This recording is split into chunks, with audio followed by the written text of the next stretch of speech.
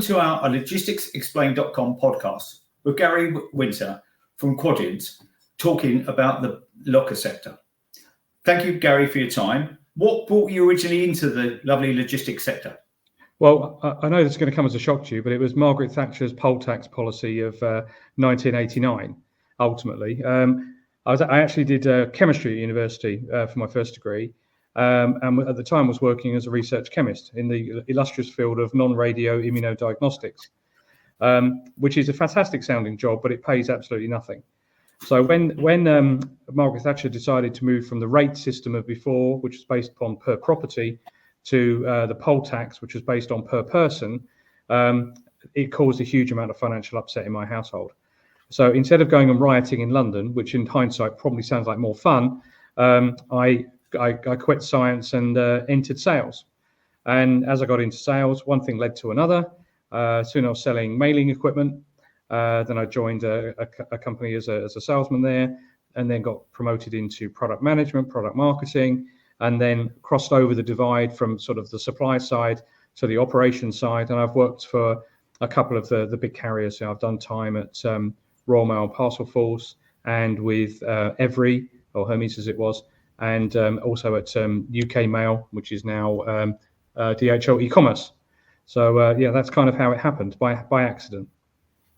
Yes, a lot of people in the sector, including I don't know myself, anybody that grew up excited about the idea of doing what we do, but there must be somebody somewhere.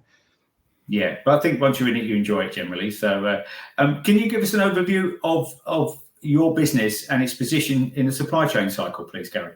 Yeah, absolutely. So we are a locker technology provider. As a business, Quadient's in 90 countries around the world.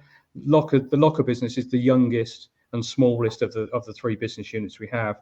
So having said that, though, we're a big provider. We've got over 20,000 lockers installed worldwide with some very different business models.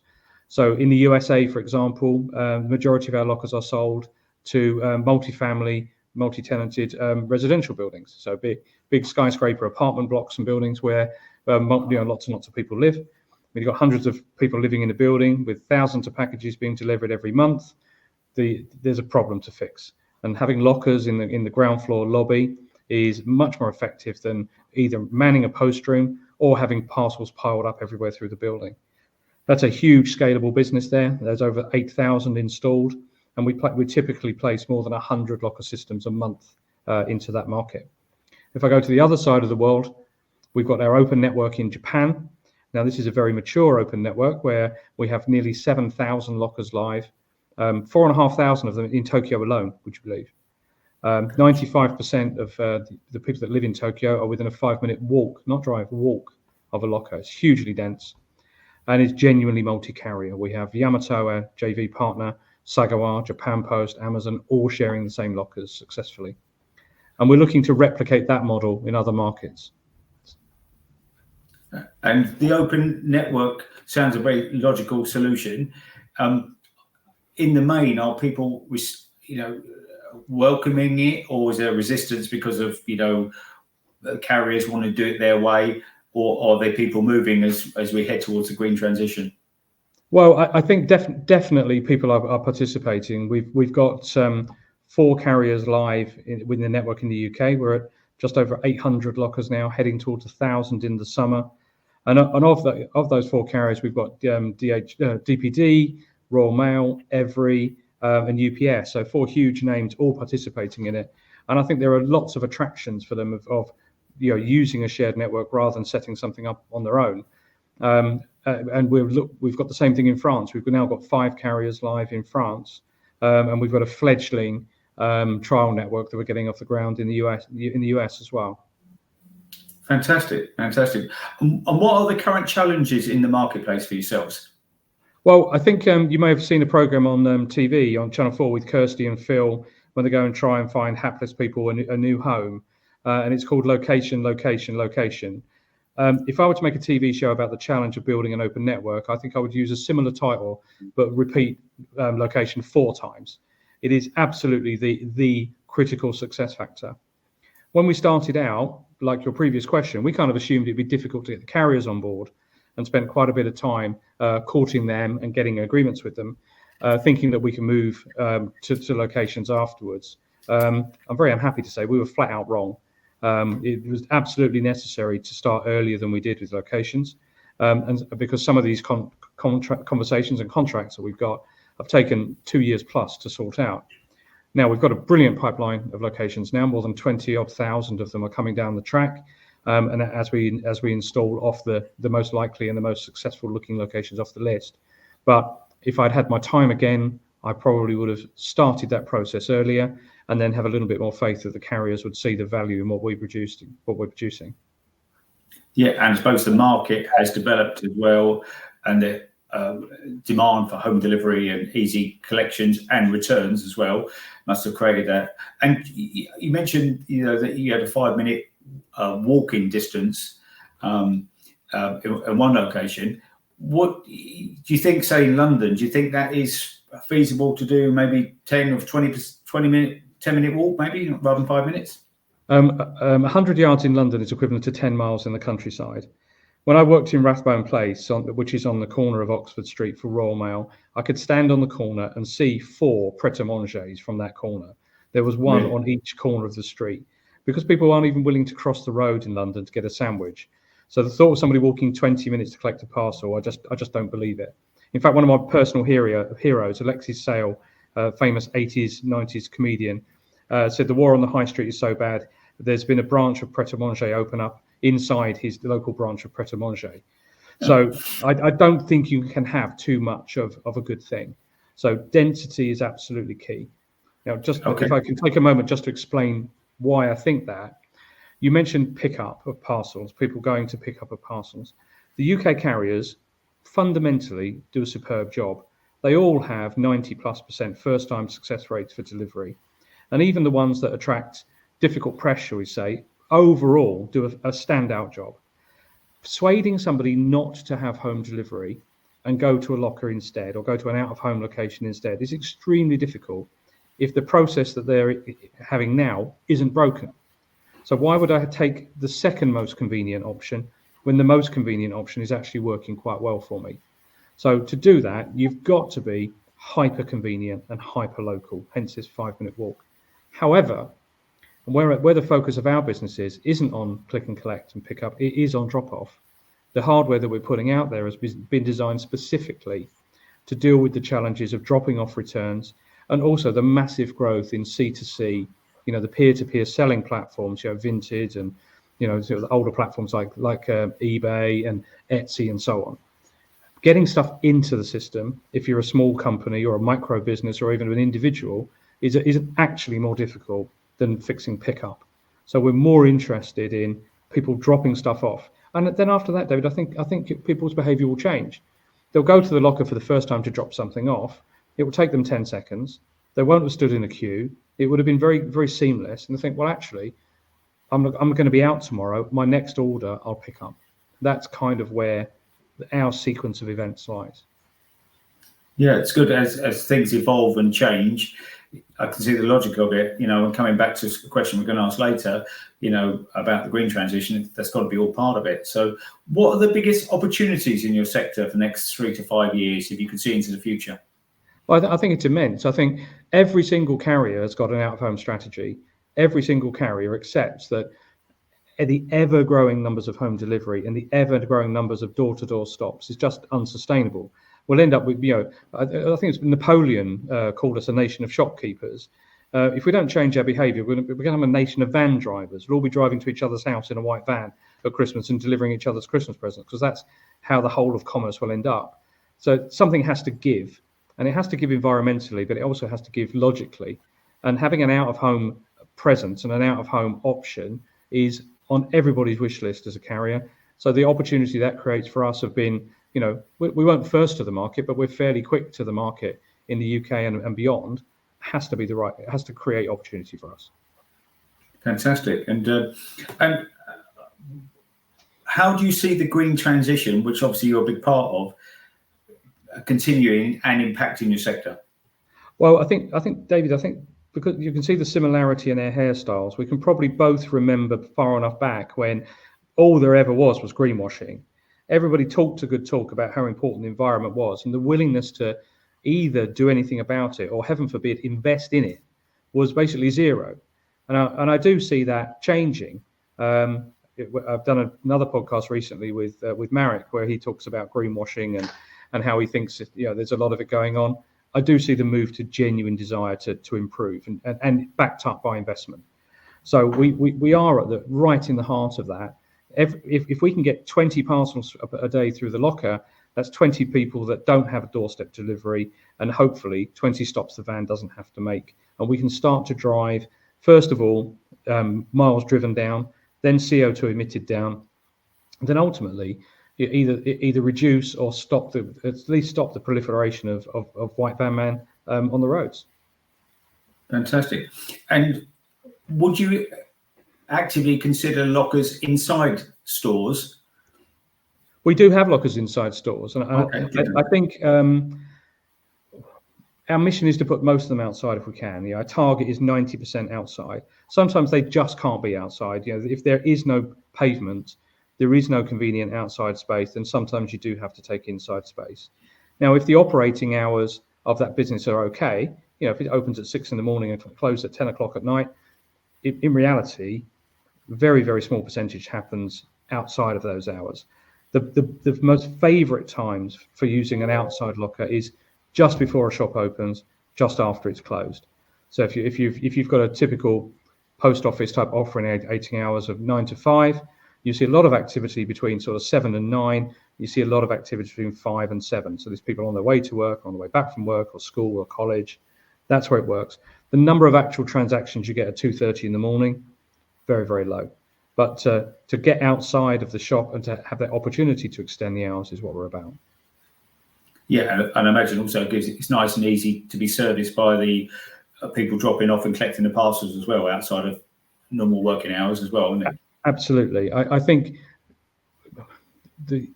some people just like the human interaction of going into a shop. They're happy to go in, chat to people in the queue, be served over the counter, etc.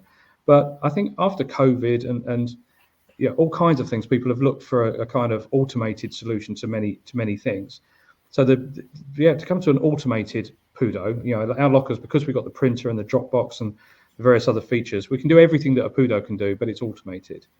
For a lot of people, that's extremely appealing. It's quick. I don't have to go inside anywhere. I'm in and out and I'm done. Now, that person might still go into the shop and buy something, but you can avoid the frustration of standing in a queue. And what I always feel conscious of as well, the other people standing in the queue, trying to do something that is, that they need help with, standing behind a long line of people making returns. I don't know if you've ever been in Zara. I've got 3 daughters, so I spent a probably decent percentage of my life in Zara, and I think they've fixed it now, but it used to be hellish. You'd have a huge snaking queue, maybe 30 people waiting to get to the till, and of them, maybe 4 were making a purchase. And the other 26 have all got something under their arm that they're taking back, or they're clutching their QR code on the phone to pick something up. And if you have made the effort to go to a shop and shop in person, being trapped in that it's hellish frustrating. Yeah, and also might put you off actually purchase. You may just say, I won't bother, I'll go somewhere. They've even got a phrase for it, David. It's called queue abandonment. It's like, how many times do you open the door to a coffee shop and go, no, I don't think so, and just walk back out? And if it happens in retail all the time, there is a finite. I know that British love to queue, but there's a finite limit to how much time we're willing to put in for what should be a 10-second routine. Get out of my car, drop it off, get back in the car, and I'm gone. And that's what we're trying to develop. Okay, no, fantastic. And what are people in the sector not talking about that maybe they should be? What are they talking about? Perhaps what they should be. I think so. Here's a nice hypothetical my view of the world is. Please. Now we're at the UK has probably got the largest proportion of retail spend is done online in the UK compared to any other country. Now the US spends more, but as a proportion of the overall retail spend, it's not as high as the UK. So you've seen 25-30% of all retail, non-grocery retail, move from shops onto the internet in probably not that much over 20 years, 25 years. Well, here's a thought. What if that's just the beginning, not the end? Now, I'm a sort of avid non-smoker and a sort of anti-smoker, if you like. If cigarettes were invented today, somebody's coming there, do you think they'd be legal? They make no sense. They make no sense in the modern world. Well, if shops didn't exist today, if we were already at 100% e-commerce, if right now today every single thing that was sold via a website and delivered directly to a locker or to home, and somebody came along with the idea of a shop and said, I'm going to interrupt this very efficient supply chain. I'm going to take out hundreds of thousands of square feet of space. I'm going to spend millions of pounds making it look beautiful. I'm going to fill it with a subset of the product, not all of the product. And I'm going to pay people to stand there milling about, helping you, look at trousers or, vinyl records or whatever it is. And I'm going to take 25% of all the revenue making costs to do it. I got a funny feeling that shops wouldn't be invented today. So maybe we should be thinking about, or worrying about, when we're dead and gone, that the high street is a completely different place. And this infrastructure isn't just sort of plugging a gap in a temporary way now, that we're watching the start of a revolution, not sitting comfortably at the end of it. Now, was that kind of philosophical enough for you, I think? Yeah, that's very interesting. And it's all about views and opinions, isn't it? That's what it's all about. And it's a very different perspective.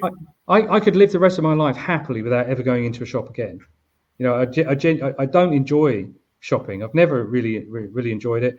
And so when the internet shopping first came along, and I probably came aware of it, like everybody else, late 90s, early 2000s.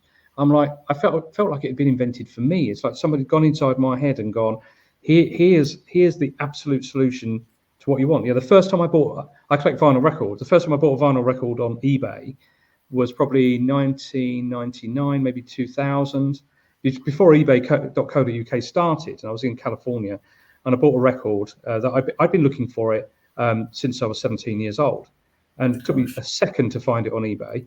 Now, because of the state of the evolution, I then had to get, I remember it distinctly, $19.21, and put it in an envelope and mail it to the person, and then trust them to mail the record back to me.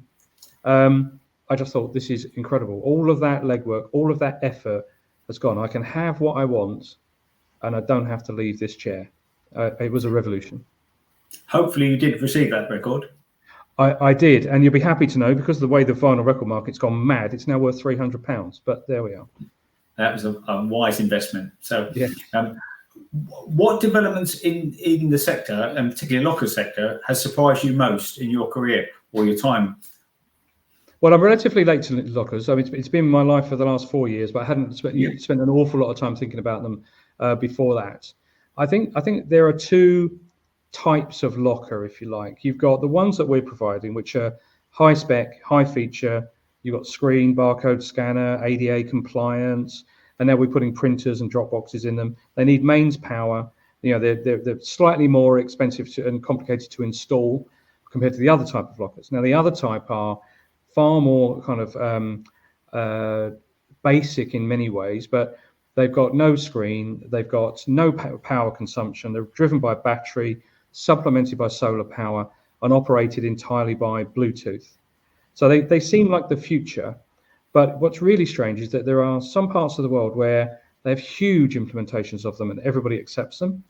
Scandinavia, the Nordic countries are the most obvious ones, and you've got other parts of the world where people just can't get along with them, where they still want to touch a screen, put in a PIN code or scan a barcode and so on.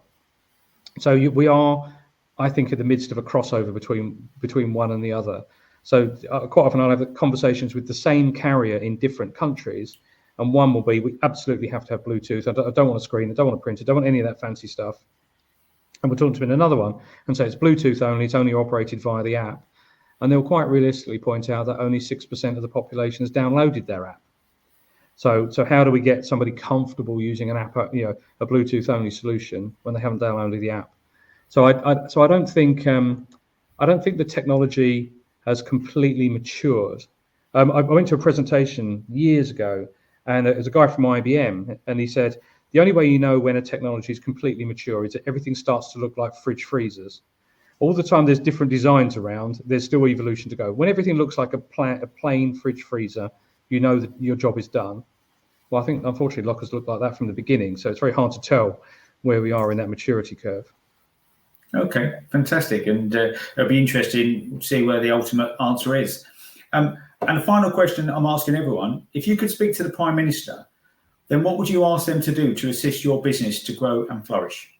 I saw this on the list of questions, and I'm going to be absolutely honest. If I did have the chance, and I could ask the Prime Minister one question, I'm not sure it'd be about this. I think there are bigger fish to fry, to be honest with you, David. It's if you're going to, I was going to say carpe diem, but then I've just said fish, so it sounds a bit weird.